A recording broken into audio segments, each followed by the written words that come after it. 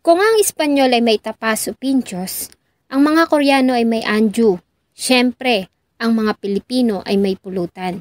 At isa sa pinakasikat na inihahain na pulutan ay ang Kapampangan dish na sisig.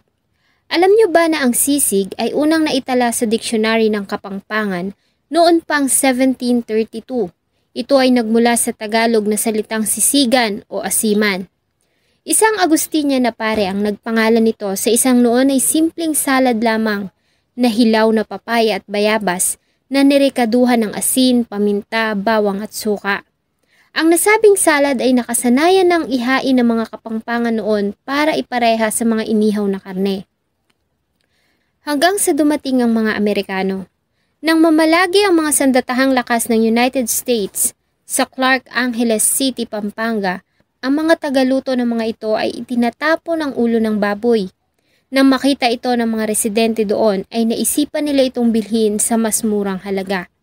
Dito ay inilalaga nila ang ulo ng baboy hanggang sa lumambot at sa kanila ito rerekaduhan na siyang tinawag nilang sisig ng matagal ding panahon.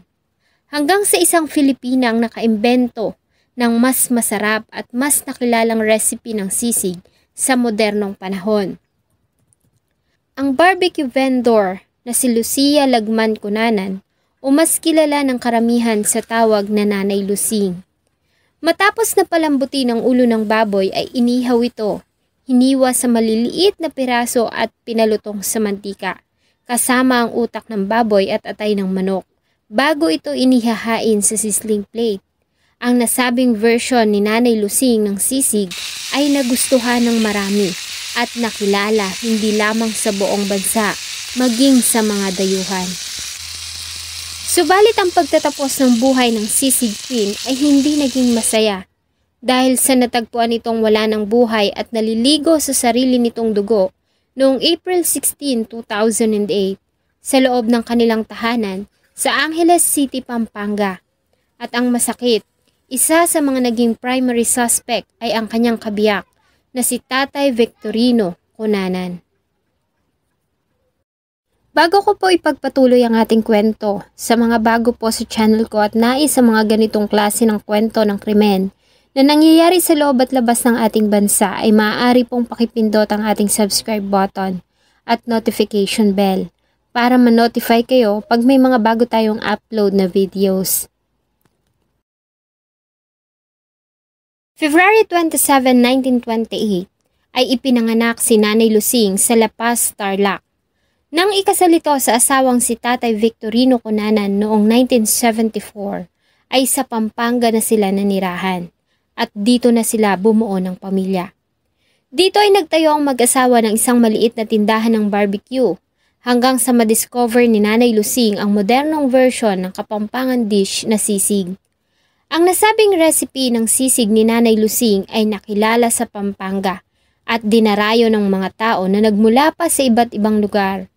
Ang kasikatan ng sisig ni Nanay Lusing ang naging dahilan, kaya naman tinagurian ang Angeles, Pampanga na sisig capital ng ating bansa. Kasabay nito ay binansagan siya na Sisig Queen.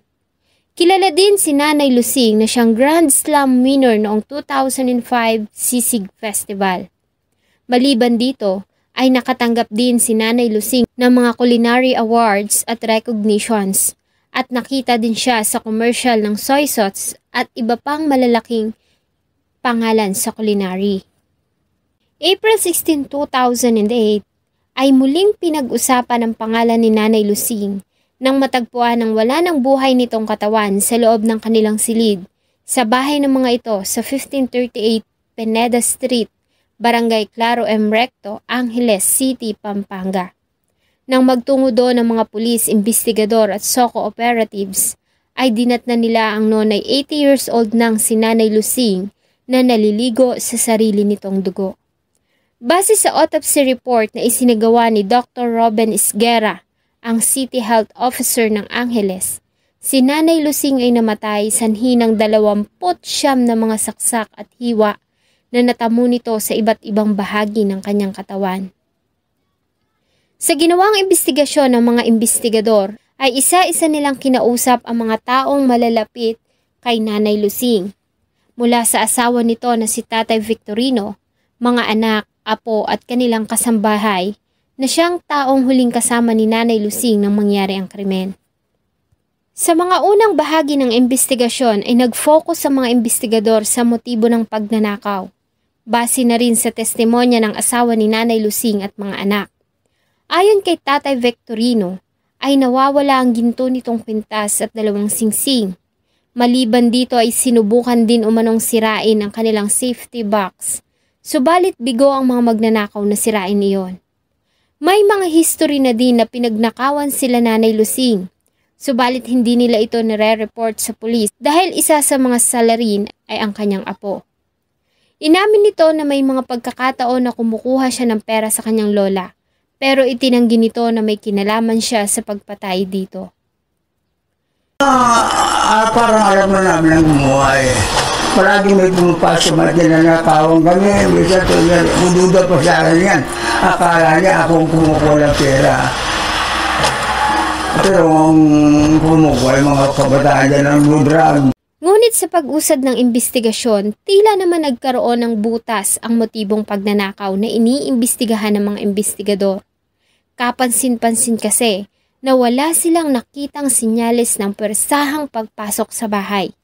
At nalaman din nila na walang nawawalang gamit ang matanda nang makita itong patay sa loob ng kanyang tahanan. Taliwas sa una ng sinabi ni Tatay Victorino sa mga investigador. Dahil dito ay nawala ng basihan ang motibong pagnanakaw. Sa halip ay muling binalikan ng mga investigador ang mga testimonya ng mga testigo at mga nakakakilala sa biktima.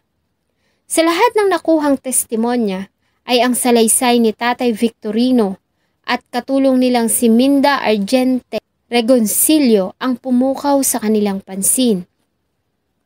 Base sa sinumpaang salaysay ng noon ay 36 years old pa lamang na si Minda Argente Regoncillo ay kasama niyang namasyal ang mag-asawang Victorino at Nanay Lusing noong April 15, 2008. Pasado 5:00 na ng hapon nang sila ay makauwi. Ayon kay Minda, pagdating sa bahay ng bandang 6:00 ng hapon ay nauna nang humiga si Tatay Victorino dahil sa nakainom ito. Siya naman at si Nanay Lusing ay nanood pa ng TV hanggang sa sumapit ang 8:00 ng gabi nang magpasya si Nanay Lusing na pumasok na sa kanilang silid para matulog. Sa kahimbingan ng kanyang tulog ng bandang 3:30 ng madaling araw, ay nagising siya dahil sa sigaw ni Nanay Lusing. Ayon kay Minda, ay bumangon siya at sumilip sa labas ng kanyang silid. At nang mapansing walang tao doon, tumahimik na ang paligid, ay muli siyang bumalik sa higaan. Pinagwalang bahala niya ang narinig dahil sa malimit naman daw na mangyari ang ganoon sa tuwing magtatalo ang mag-asawa. Maya-maya pa ay nakarinig siya ng mga yabag ng mga paa at lagaslas ng tubig na pakiwari ni Minda ay sa lalaking amo. Dahil sa walang naririnig na kakaiba ay muli na siyang bumalik sa pagkakatulog. At muling nagising sa sigaw mula kay Tatay Victorino na humihingi tulong.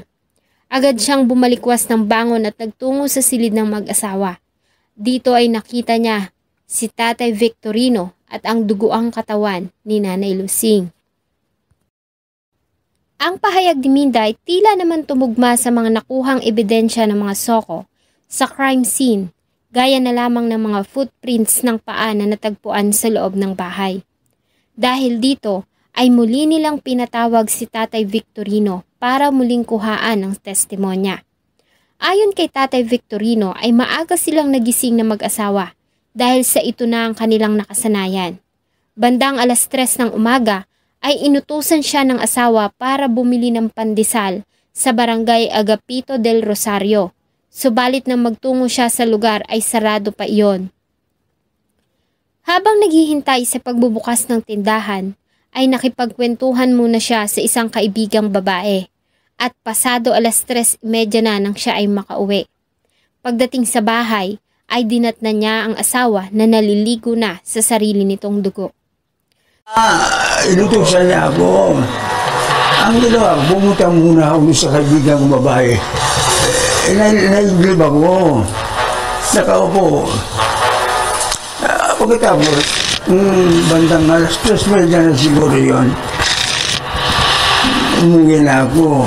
Nung binuksan ko pito dyan, pumasok, nakita ko asawa ko, nakagano. Dahil sa salaysay ni Minda, ay nagkaroon ng basihan ng mga pulis para maidawit si Tatay Victorino sa pagkamatay ng kanyang asawa. Kahina-hinala kasi ang salaysay nito na malimit na pagtatalo ng dalawa. Ganon din ang ditugmang salaysay ni Tatay Victorino tungkol sa nawawalang mga gamit ni Nanay Lucing para iligaw ang investigasyon. Subalit hindi naman ito matanggap ng kanilang mga anak. Ayon sa kanila ay kilala nila ang mga magulang at hindi sila naniniwala na magagawa iyon ng kanilang ama. Saksi umano sila sa pagmamahala ng dalawa, kaya naman wala umanong basihan para paslangin ng kanilang ama ang ilaw ng kanilang tahanan. Kaya naman wala ni isa man sa kanila ang nagnais na makipag-cooperate sa mga pulis sa pagsasampa ng kaso laban sa haligi ng kanilang tahanan. Ganon pa man ay sinampahan pa rin ng kasong parricide si Tatay Victorino Cunanan noong April 18, 2008 sa Prosecutor's Office ng Angeles, Pampanga. At dahil nga sa wala sa pamilya ang nagnais na makipag-cooperate, ay si Captain Chief Inspector Danilo Cadiz ang tumayong complainant. Subalit dahil sa kakulangan sa sapat na ebidensya ay ibinasura ang kasong parricide laban kay Tatay Victorino Cunanan. Dahil sa binigay na salaysay ni Minda Regoncillo ay nagduda ang pamilya ni Nanay Lucing sa motibo nito sa pagbibigay ng salaysay sa otoridad. Maliban umano dito ay katakataka din na matapos ang ginawang investigasyon ay bigla na lamang itong umalis at walang nakakaalam kung saan ito nagpunta. Ayon naman sa mga investigador ay wala silang nakikitang dahilan o motibo para bawalan ng katulong sa pag-alis. Maliban kasi sa isang single mother ay wala itong kakayahan at dahilan para paslangin ang amo sa karumal-dumal na pamamaraan. Sa kanilang huling balita, ito ay umuwi na sa pamilya sa Bicol. At mula noon ay wala ng balita sa kinaroroonan nito. Hanggang sa kasalukuyan ay napabilang na ang kaso ni Nanay Lucing sa mga unsolved case sa ating bansa. Hanggang ngayon ay naging mailap ang hustisya sa sinapit ng Sisig Queen.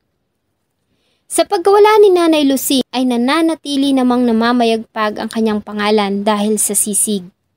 Sa ngayon ang masasarap na putahe ni Nanay Lucing ay patuloy na tinatangkilik ng mga parokyano. Subalit nakakalungkot isipin na ang kanyang masakit na sinapit ay tila naman nakalimutan na ng panahon. Ngayong taon ay 16 na taon na ang nakakaraan sa pagkawala ni Nanay Lucing. Para sa pamilya ay bahala na ang Diyos na magparusa sa may sala. Kung hindi man makamtan ni Nanay Lucing ang hustisya dito sa lupa, ay sigurado naman na makakamtan niya ito sa paghuhukom ng nasa itaas.